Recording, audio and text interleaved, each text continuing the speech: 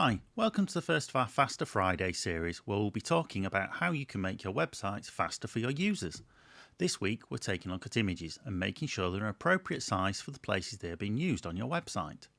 We all know that a bigger file size takes longer to download and longer for browsers to process, but what's the biggest factor for the size of your file?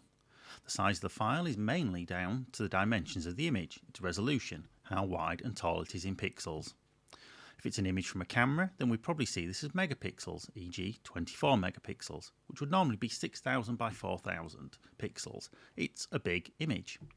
This is where we need to ask ourselves, is the image's resolution appropriate for where it is being used on our site? If you're using an image as a small profile photo and it's only 300 by 300 pixels on your site, then you don't want a 24 megapixel image. Yet we've seen this on sites we've moved over to our hosting. An image that's 8 megabytes in size when one less than 100 kilobytes will do. That's quite an extreme example, we know, but we see lots of examples where there are images around 2000 by 1000 pixels being used as profile photos. That's roughly 1.1 megabytes versus 36 kilobytes, or 31 times larger than it needs to be. Imagine now you're on a part of a site where you're showing 10, 20, 30 profiles at a time. How much will it improve the load time by making sure the images are sized correctly? Quite a lot.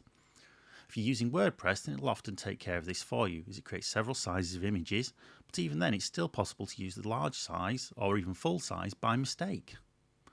With the big range in screen sizes, from mobile to desktop to 4K TV, it can be sometimes better to display images at different sizes for different users.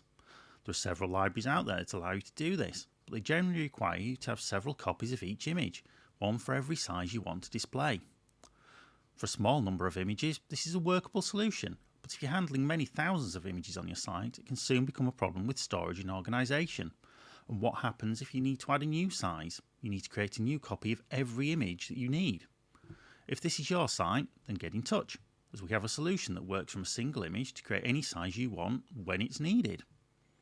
Of course, there's more to optimising your images than just the size of them, and we'll be covering that in a future Faster Friday.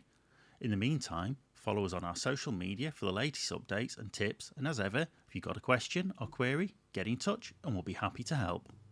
Enjoy your weekend.